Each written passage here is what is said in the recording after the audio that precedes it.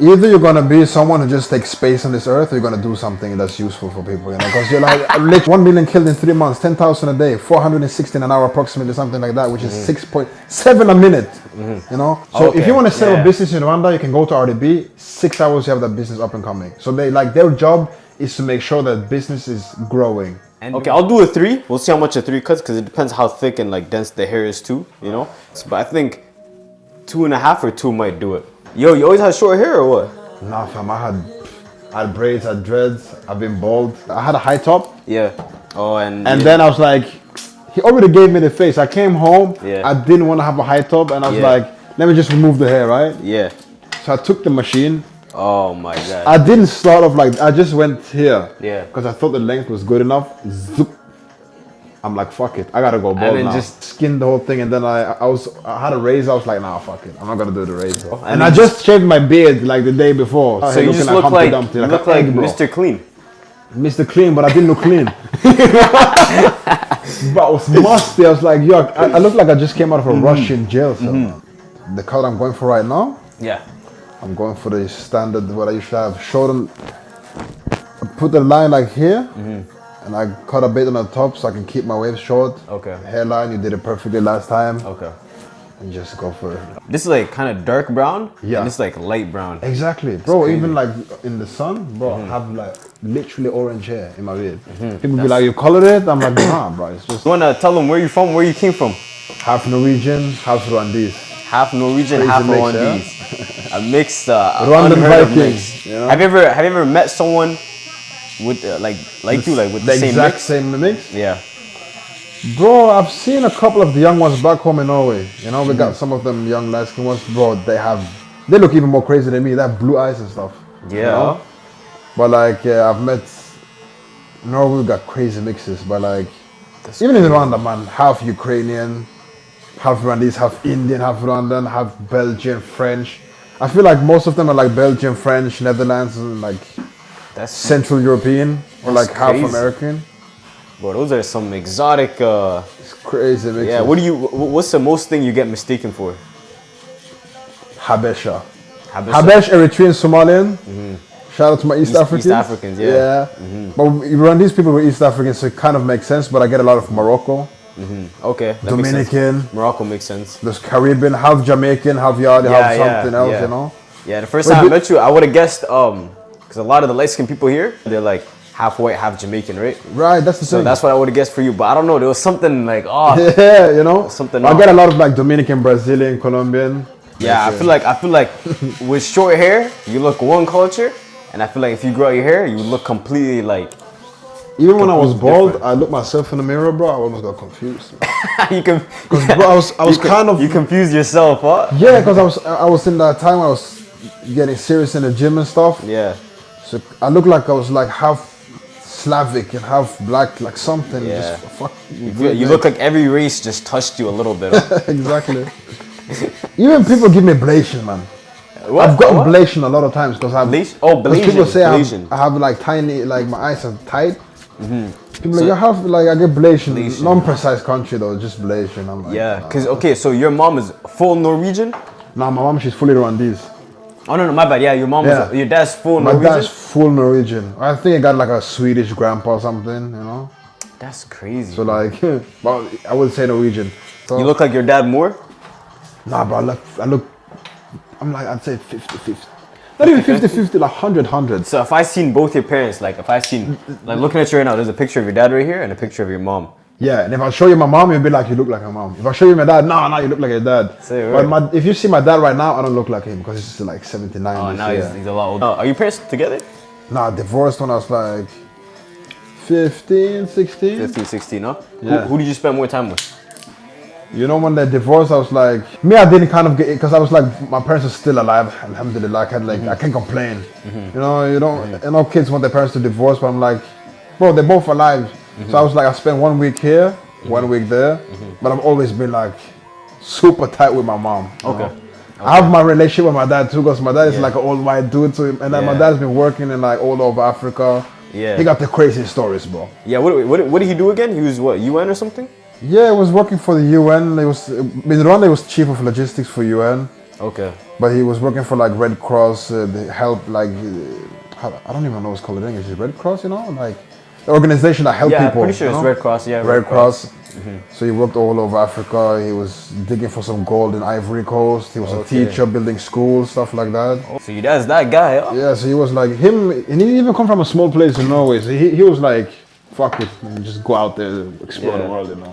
So that's how he came about. Huh? Yeah, you feel like you have that same like. I'm like that too. Because that's how you end up here. You know what I mean? Bro, I'm like that too. Like me, even my mom, she loves traveling. I like traveling. I like going new places, see new faces, new opportunities, new doors, you know. So what do you do in Norway? Like, are you in school or are you like? No, I never. working? Like I went to after high school. I got shipped to Rwanda, let's say. They shipped you off to Rwanda, or you shipped kind of. yourself? Nah, I kind of went there for 6 months. Like yourself? Yeah. It was your choice? Nah, they kind of wanted. They were like, you should get out because the path I was taking wasn't it.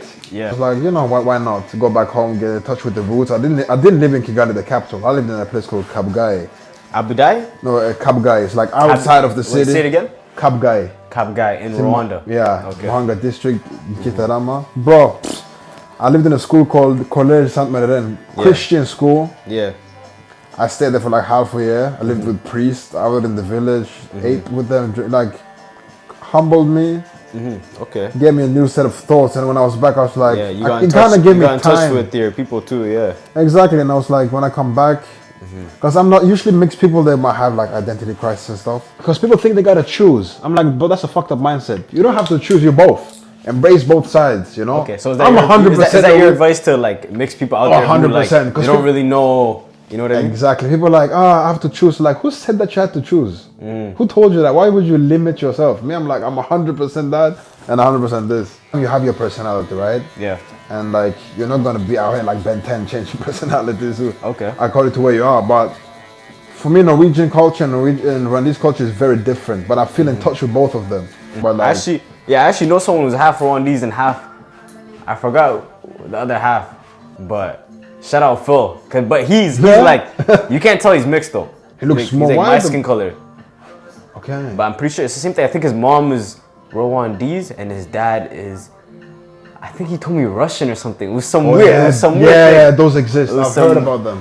Yeah, the only people most people who said that I look really Rwandese are old Rwandese people. Okay. Like when I went there in the village and I lived there with the priests and stuff, they were looking at me like, oh yeah, you're Rwandese, definitely. You know? Really? Like, yeah, it was crazy. Because East Africa were kind of slim built. Yeah. But I don't know even. Did you grow up skinny? Or did you grow up kind of I was skinny. kind of chunky and you? When I was a baby, I was fat. I was big. And then in what, middle school, high school, you're kind of skinny? But even like way before that, when I was born, I was the heaviest baby in the hospital I was born. And I ate chunky everything. kid, huh? I was fat. You ate everything. I was a fat. Like I ate anything.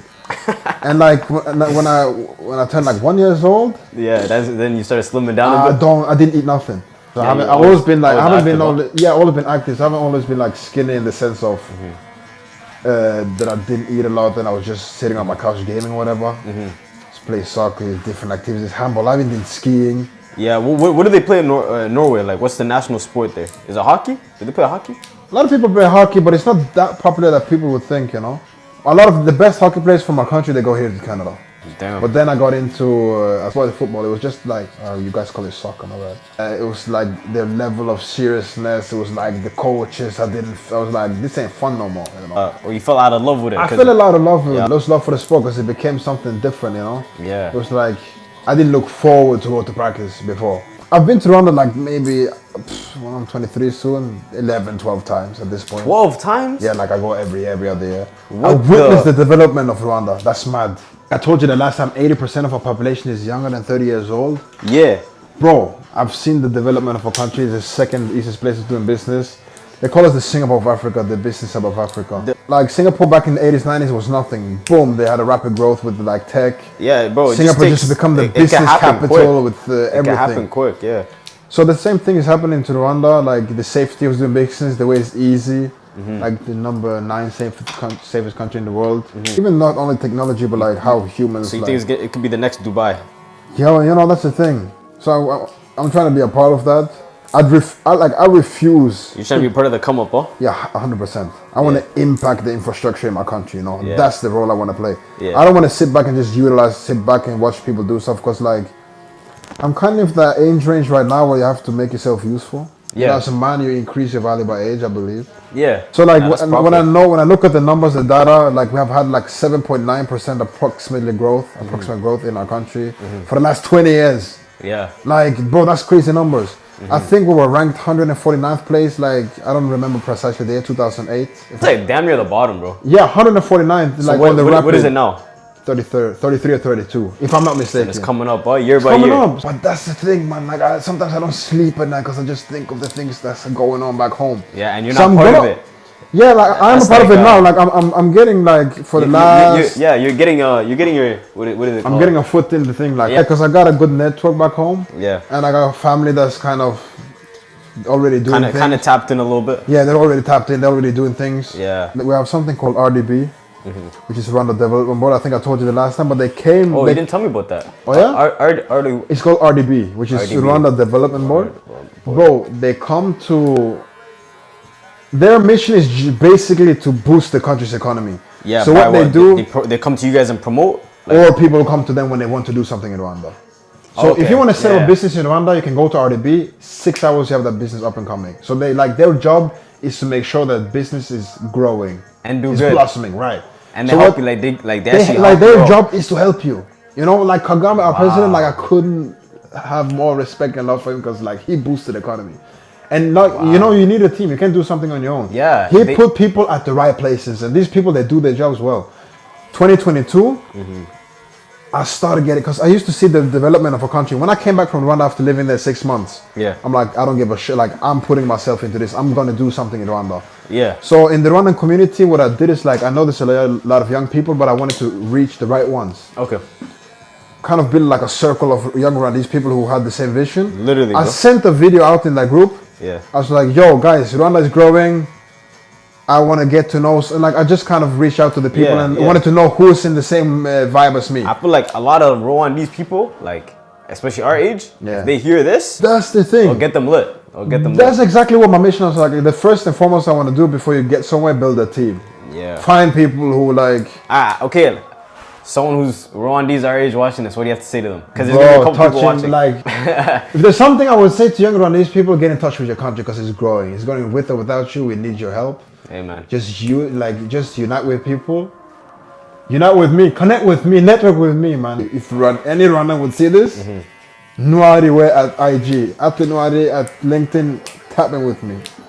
Because the thing is like, that's what my thought was like. Okay, I'm not gonna find people unless I reach out. Yeah. So what I did is I made a video just sharing my thoughts of how the country is going to look like and like what's happening. Yeah. There's one guy who reached out. Okay. Like the good thing about that is like I'm not looking for quantity, I'm looking for quality. The numbers are like I'd rather be surrounded by one brilliant guy than 50 fools or average guys. He reached out to me, he's like, bro, you have no idea how long I've been looking for someone, a young Rwandan in Norway with the same mindset. So he reached out to me after seeing the video. Till this day, is one of my best friends. I used to go to the Rwandese events and stuff, but now I'm like, I'm there. When they want something to happen and someone to have a speech, when it's a big event, they want me to do those things, you know, because I'm heavily invested into it. And to bring back to what I said before, the RDB thing, they come to countries where they know Rwandese people are located to spread the message. They inform us of what's going on in the country, what roles we can play, because we have different accesses as, because we're in Europe, they're in Africa. Someone might be in France, I'm in Norway. You know, like we have different resources at our disposal. So they came to Norway. They know we're kind of the head of the youth because we're heavily in, like, they know of us because we're doing things, right? Yeah. And they come with some presentations and stuff in different sectors of what needs to be done. Example, like construction, bro. Construction? Because Rwanda had a thing, like after the genocide we had in '94. There's a lot of destruction that happened, no? A lot of destruction. And like before you have to build a country, you have to build the mindset and like the kind of like patriotism in the country. Like we need to unite first and foremost. You can't build a country if people are divided. Yeah, what is it called? Patriarchy. Patriarchy, precisely. Yeah. So after like rebuilding like the society like that, with our president Kagame put a goal called Vision 2020 in early 2000s, and there was by 2020 Rwanda is going to be XYZ right now, those three different boxes. He hit it or what? Ticked every single one of the boxes. Above and beyond? Yeah, even like so we even surpassed. So we're like Rwanda. So that was like in like 20 years, basically around 20 Basically in 20 years, we ticked all of the boxes that he set for 2020. Yeah. So he put the vision, he put the destination, and now he made people go through, right? Yeah. So what's now? Vision. Now it's Vision 2050. 2050. Vision 2050. 20 years now is 30 years. 30 years. One of the visions in 2050 is to urbanize 70% of the population. No, the country. Because Rwanda. You said to what? Urbanize. Urbanize. Because Rwanda is approximately 27,000 square kilometers. It's small, bro. Yeah. And we've got 40 million people. Yeah. So like compared to inhabitants and like size of the country, we're the most populated in Africa, which is the second biggest continent in the world. Yeah. So we have to construct it differently. We're building Bugesera Airport, which is estimated to be Africa's most busy airport. Okay. Like Rwanda is in the heart of Africa. They're making moves, bro. Rwanda is making moves. Rwanda is in the heart of Africa. Rwanda is in the heart. Either be a part of it Rwanda is the or heart watch of it Africa. happen. That's what I'm saying. Yeah. You've seen Visit Rwanda on PSG. Yeah. So the guy was at home saying like, yeah, bro, why does it even matter? Like, you know, all this, all that. Like, what do you have to say to that guy? Either you're gonna be someone who just takes space on this earth, or you're gonna do something that's useful for people. You know, because you're like literally, you have like, because we are social, like humans, we are social creatures, right? Like, yeah. For you even to be existing, people have to be social. It will give you a purpose, right? When you see, like Andrew Tate says, it's a famous quote. He says, "It's always an equal and opposite force to things." Yeah. Once you've seen your country has been in ruins, the worst country to live in '94, 1 million people getting targeted to getting extinct from this earth, 1 million killed in 3 months, 10,000 a day, 416 an hour approximately, something like that, which is 6.7 a minute, you know? And then you see your country's grown like this. You're young. You're supposed to be like, you should be a lion. No matter how hungry a lion is, it doesn't eat grass, right? Yeah. So you should be on your feet, on your toes. How can I do something? Because like our country is so like, it's not only growing, but they made it so easy to contribute. And that's why I'm like, I didn't wake up and like know all this stuff. There's a purpose behind it, right? Facts. You might find like, not all people have the opportunity to go back home, but they want to. I have my barber like back home in Norway. Yeah. My good brother and training partner as well, a good guy. My God bless him. He's from Palestine, right? His country is getting fucked by the Israelis right now. Yeah, no cap. He can't go back there and he can't go back there and you know, even if he wants to, like even and he wants to. I can see it in his eyes. Like he has a passion for his country. He loves it. Like he's a proud man, and just having the opportunity to do that now because the people that came before us, they paved that way. Yeah, facts. So like you should. A lot of people died so you could have this they died and fought so you could have the opportunity to do what you can do. And that's like, proper. So basically what you're telling to that guy is like, stop being a waste of space. Yeah, stop wasting space. No cap. Don't be a waste man. No like cap. Make your family proud, make yourself proud. Like no cap. Be someone your kid can look up to. You don't have to go back to your country to do that. No, don't sleep in your country, man. No like cap. So what I was kind of saying earlier too is like when the RDB came back and we saw the numbers, we looked at the information. Is the RDB, is it like a whole bunch of young people or is it like these are older mix? People. Okay. Usually the average age of a government is like 40s, 50s. 40s, yeah, definitely. But then they're kind of passing on the torch to us. Yeah. With the next generation, man, when like 80% of the population is younger than 30. Alright, so then it's a critical that we if someone doesn't have that fire in them, like, you know what I mean? Do you blame them or do you blame? No, I wouldn't kind of blame because it's different. Like it depends on what kind of your parents have taught you. Because not everyone has that. It has to be instilled in you, right? Like, you know what I mean? Yeah, because for me, it's like I was blessed and had the opportunity to always come back to Rwanda.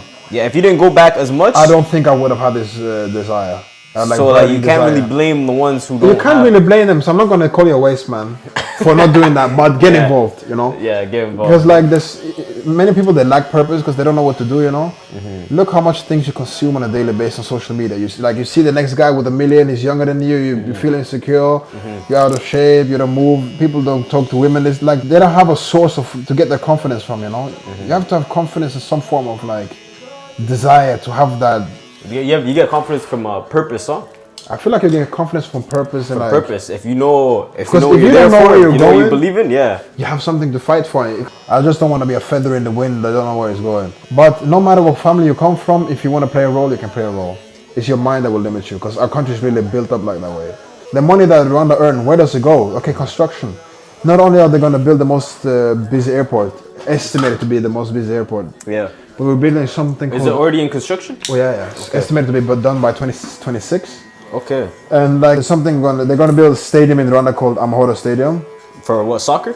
Soccer and different stuff. And even Dana White in UFC, he said he want to build the UFC in Africa. No way. He said he either want to do it in Nigeria or Rwanda, right? Yeah, those are, So like, people are waking up, they see Rwanda is happening. In a country that's developing, there's always money to be made. No cap. When you make money and you build a business, you're not only feeding yourself money, but you're creating job opportunities for people. You're feeding the economy, yeah.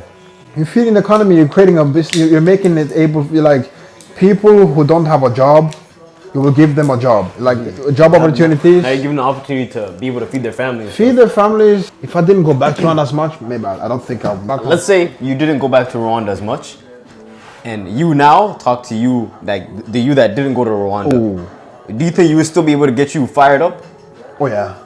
It's easy, huh? I think so. It's easy. Because that's me as a person, you know. I feel like there's a million versions of you that you can be. You have to choose who to become, right? You can literally choose your character. who you want to be. It's like a video. Look at GTA, man. Like, why would I? Like, you can work hard to get that car, get the house. I don't want the government to choose what I do for a living. Yeah. I have to do this, and like, I want to be free. Yeah. Location freedom, economic freedom, which gives me more freedom to actually raise my own kids. Because look at our generation and this generation right now. These kids are raised by their phones, right? You consume everything you see on social media. Because I grew up. My dad he's not religious.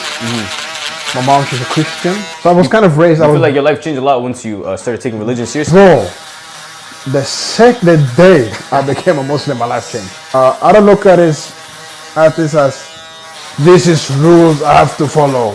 Yeah. I look at this as instructions. Yeah. Follow this instruction, you're gonna do well. I'll follow those instructions. That's basically what religion is, you know? You know, I'll follow those instructions, and it gave me purpose, it gave me this, it made me discipline. It gave me character, right? I think like you need to have an attitude of gratitude, because I don't think God will give you more unless you're grateful for what you have. Attitude of gratitude, right? Attitude of gratitude. I don't think like God will bless you with more unless you're grateful for what you have. Yeah. Like God tests the ones He loves. That's what they say. God tests the ones He loves. So when I feel tested, I'll take it as. And they say I take it with test, right? Yeah, they say if you don't have it yet, you're not ready for it yet. Exactly. Yeah. Whoa, that hit. You know how many times that hit me? I'm like, why don't I have it? I elevated so much that I'm like, no, God's preparing you. He's not ready yet. He's still molding your character, right? Not ready yet. Yeah. And like, it might not make sense to you right now, but you got to see the bigger picture. Humans, they don't want to believe in something unless they see it. Yeah. But that's not what faith is either, you know? That's not even what faith is. And to have faith, it's like you gotta have faith to go somewhere, right? Yeah. And I mean, like, I feel like God will show you the destination, but will take you through the journey. How bad do you want this? I think a lot of people... How many times are you willing to fail? A lot of people have seen the destination, like who they can become, what they're supposed to do. Follow that. Oh my God. They're just not following it. You know, that's the thing. And like, you can't spell millions without a couple of L's, bro. So... Tell them. So you gotta like me. What do you have to say to the people who are scared of taking L's? Boy, you're one idea away from winning. You're gonna fail. Is inevitable. Inevitable. It's inevitable. You're gonna fail. You're gonna fail, and like failure is the best teacher. It is. Nothing in my life has taught me more than failing, right? So like, failing is a good way of teaching. Okay, I made this mistake. I'm not gonna do it again. You gotta have to be willing to fail to be able to willing. You can't have success without failing. Yeah, they say L stands for lesson. L stands for lesson, and failing will make success taste better. Like if you fall 99 times, you stand up 100 times, you won. Imagine if you fell 98 times.